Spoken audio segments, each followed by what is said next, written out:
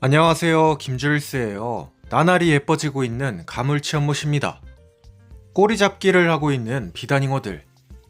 설마 산란 행동일까요? 그건 아닌 것 같고요. 안타까운 소식이 하나 있는데 제가 무려 5년이나 키운 저 거대한 비단잉어들의 숫자가 많이 줄어들었습니다. 그래서 번식을 할 수 있는 성별이 맞는지도 지금 좀 가물가물해요. 그래도 죽으리라는 법은 없는 법. 박새가 좀 컸나 보러 왔더니만 저기서 저러고 있어요.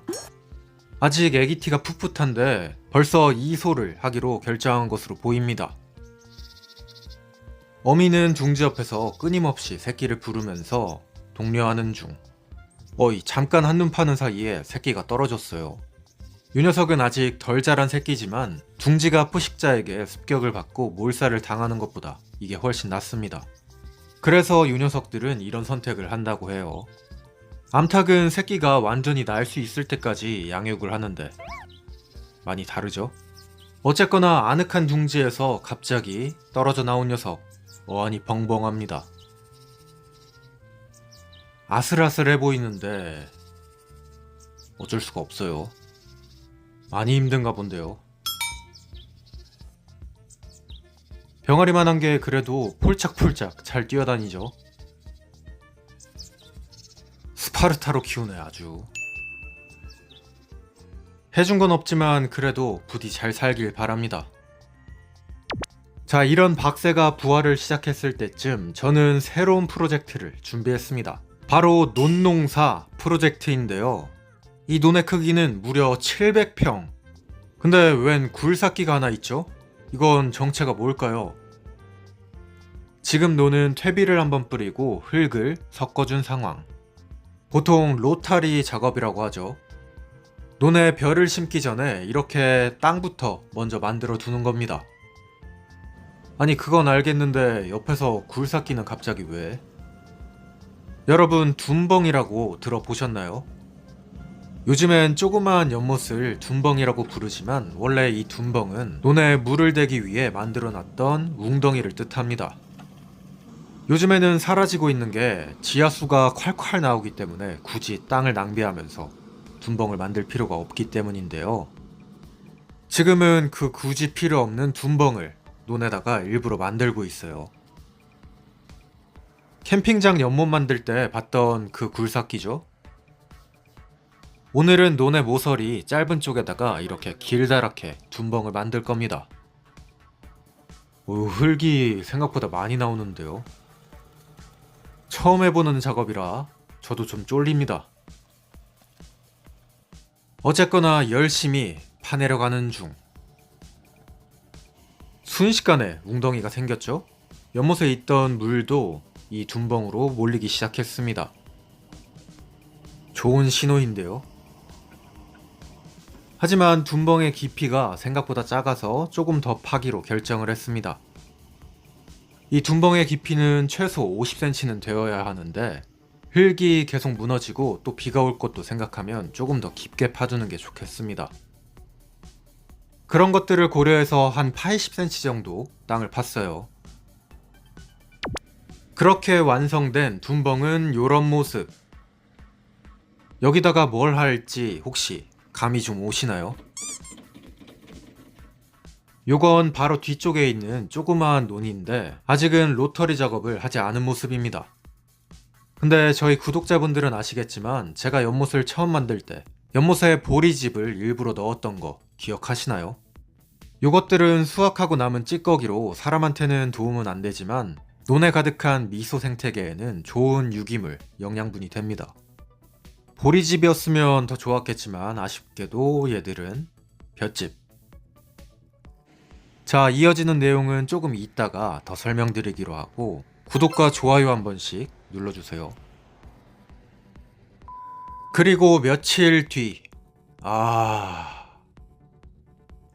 외가리가 지나간 이후에는 이렇게 팔뚝만한 비단잉어들이 한 마리씩 누워 있습니다. 상처도 없는 애들이 누워있는 걸 보면 스트레스를 받은 게 아닌가 생각이 돼요.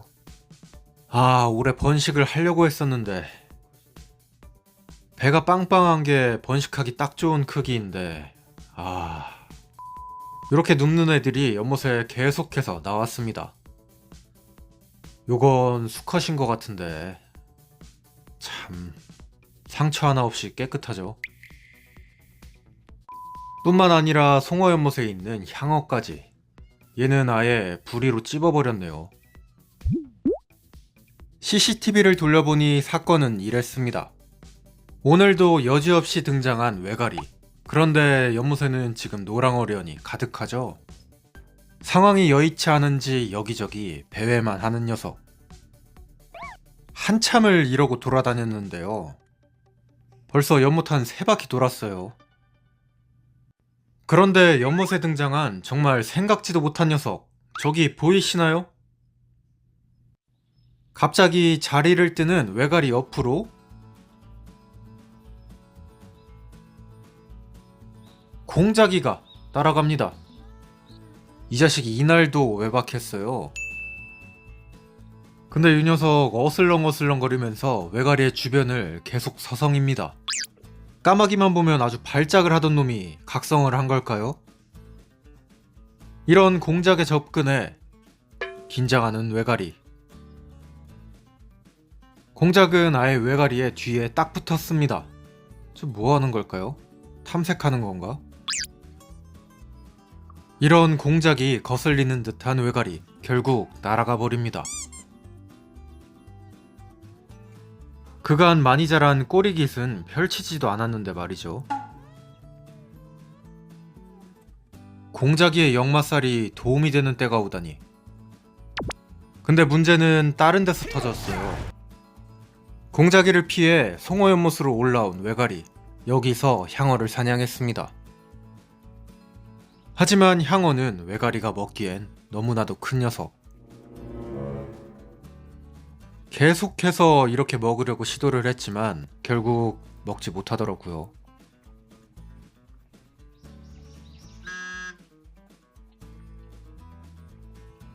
이 상황을 도대체 뭐라고 해야 될지. 아무튼간 이렇게 거대한 종어들을 여럿 잃었습니다. 답답하단 분들도 많이 계시던데 저도 할 수 있는 방법은 거의 다 해봤어요. 망도 쳐봤고 새총도 쏴봤고 제가 영상을 만들면서 다짐했던 것 이상은 하지 않으면서 방어를 하고 있습니다. 여기서는 물고기 먹인다고 욕먹고 저기서는 물고기 안 지킨다고 욕먹는 게 좀 아이러니하긴 하지만 저도 최대한은 하고 있습니다. 영상을 보고 연락주신 구독자분과 방제 시스템도 준비하고 있어요.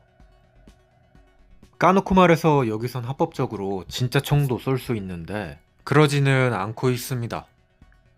갑자기 웬 비단잉어 얘기를 하나 하셨죠? 다시 논으로 돌아옵니다. 둔벙을 만들고 3일 뒤 비가 엄청 오는 날 모내기를 했어요. 요건 천천히 자라는 만생종 벼기 때문에 좀 일찍 심습니다. 만들어둔 둔벙에는 곳에 물이 차가지고 이렇게 보면 둔벙인지도 모르겠죠?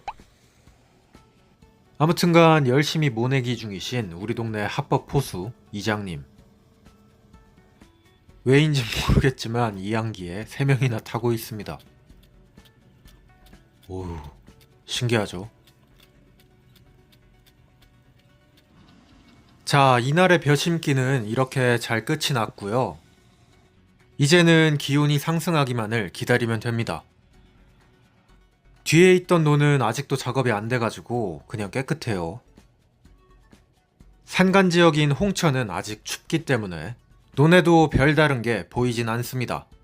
비단잉어들의 연이은 떼죽음으로 작년부터 준비했던 게 완전히 박살났지만 이미 시작한 거 어떻게든 해야 됩니다. 논이랑 비단잉어가 도대체 무슨 관계가 있다고 계속 비단잉어 타령을 하는 걸까요? 정답을 아시는 분들은 댓글을 한번 남겨주세요. 제가 왜 작년부터 비단잉어 번식번식 노래를 부르고 외가리 나온 이후에는 스트레스 때문에 잠도 못 잤는지. 오늘의 영상은 여기까지 보여드릴게요. 감사합니다. 김주일스였어요. 뿅. 지금 주일스클럽에서는 작년 이맘때 정말 많은 분들이 드시고 만족하셨던 초당 옥수수를 공동 구매 중입니다. 산지에서 따서 바로 보내는 초당 옥수수. 자세한 내용은 주일스클럽 홈페이지를 확인해보세요. 찔 필요도 없고 생으로 먹는 달달한 초당 옥수수입니다.